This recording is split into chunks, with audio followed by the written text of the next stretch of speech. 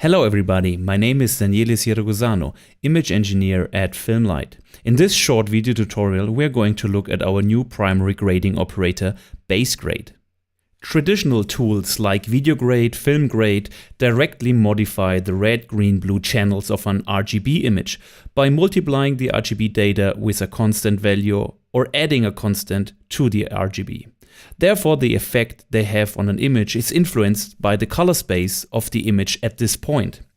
Base grading contrast always transforms the image into a perceptual space and operates in this space and afterwards transforms back to RGB. This perceptual space allows us to manipulate the image in a visually uniform way and allows us to use perceptual parameters like exposure and balance with perceptual units known from photography like t-stops.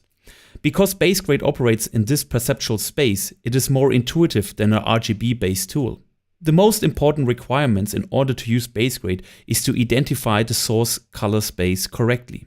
The color space of the source defines what the RGB values for each pixel actually really mean. This information is needed to convert the image into the perceptual space. In Baselight, this means that a correctly set input color space is necessary in order to use Baselight. Equally important is to correctly set the viewing color space. The viewing color space defines how the RGB values for each pixel are perceived as color sensation at the observer. In Baselight, this means that a correctly set cursor color space and SDI scaling is a fundamental requirement. To exploit the full potential of Baselight, it is generally advised to work with a display rendering transform on output. However, Baselight can be used in a telecine style setup too.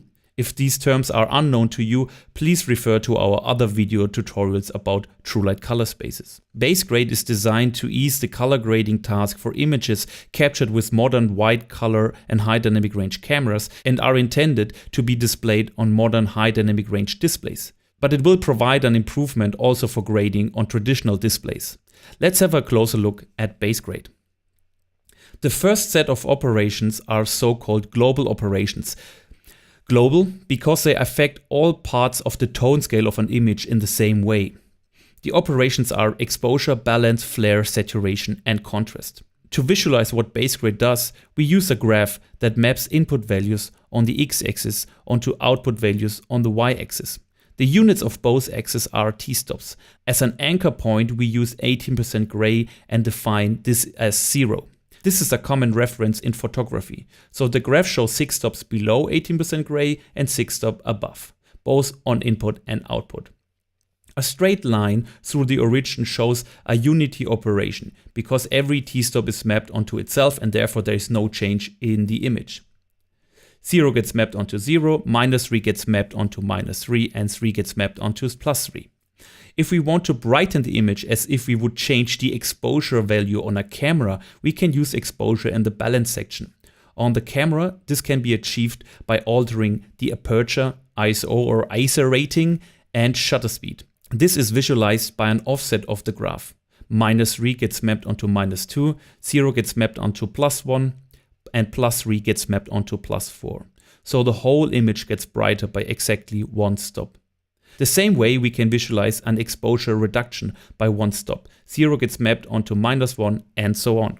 A change in white balance is visualized by different graph offsets for the different channels.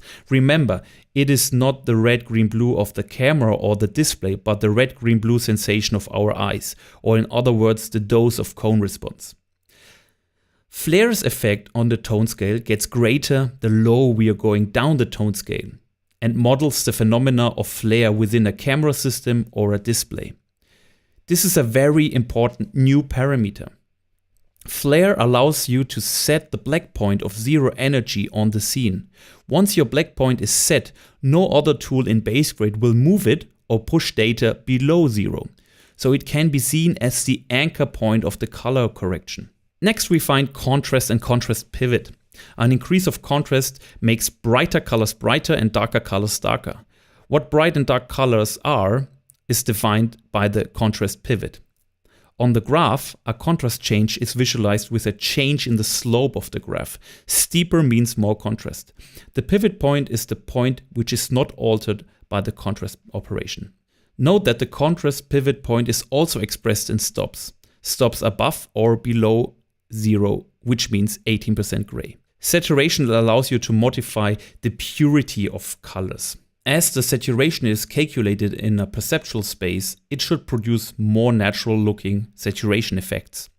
In addition to the powerful global parameters, we have added zone-based image controls. We use Ansel Adams' zone model, which also divides the picture into stops.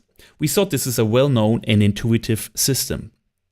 So let's start with the first two zones, dim and light. These zones allow you to strictly work on certain parts of the tone scale. Each zone is defined by its pivot. The light zone operates above its pivot and the dim zone operates below its pivot. You can change exposure, white balance, and saturation for each zone. In addition to the zone pivot, there is a fall-off control which allows you to tweak the transition from no effect to the full effect of that zone. For even finer control, we added two additional zones very similar to dim and light, called dark and bright.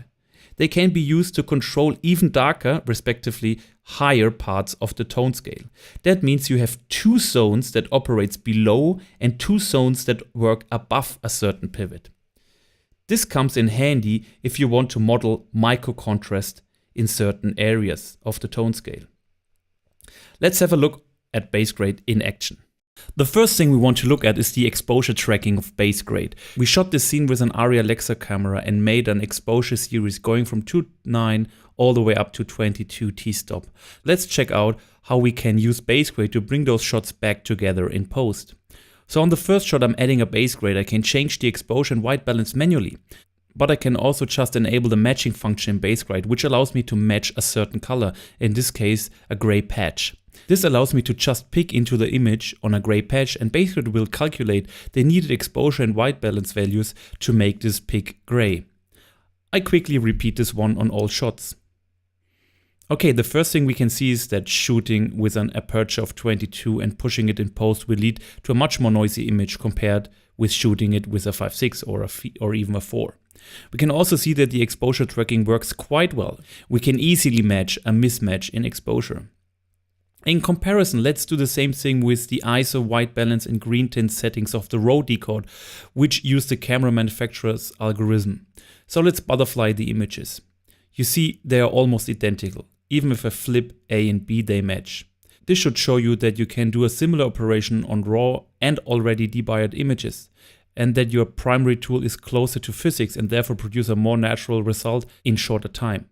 Using Baselight brings also the advantage that color grading operations react similar across various different raw and log recording material, independent of the camera manufacturer's raw decode implementation. And of course, as it is a grading operator, it can be masked by shapes and keys. We also thought about the situation where you don't have a gray card in your scene to balance against. For this situation, we have refined the matching algorithms to allow you to match against any color, not only natural ones. So you can actually pick a color you like to use for exact matching. This is globally stored in the Baselight operator. For example, this skin tone here. Now going to the other shots, I can now balance on the same objects. This comes in handy if you have an important item in the scene and you want to reproduce the same color on different shots, like a product in a commercial or an actor in a drama. This allows you to quickly produce consistency. Next, we have a look on the white balance. We shot a white balance bracketing by modifying the light source. We used the new Arri sky panels for this, which allows you to change the color temperature of the light source. So we lit the scene with a color temperature from 2800 all the way up to 10,000. We kept the camera white balance the same for all shots in this case. So the picture gets bluer the higher we get with the Kelvin. To be fair, this is somewhat an easy problem as the light spectral energy is not heavily changing. Now we do exactly the same thing as with the exposure bracketing. We balance the shot on the gray chip of the color checker. As we go through the different shots, we see that also the white balance tracking is quite good. Now let's compare again the white balance with the white balance done in the raw settings of the raw decode. We can see it is quite a good match. We see some color differences, but this is expected because the raw decode does a spectral optimized color balance for each color temperature.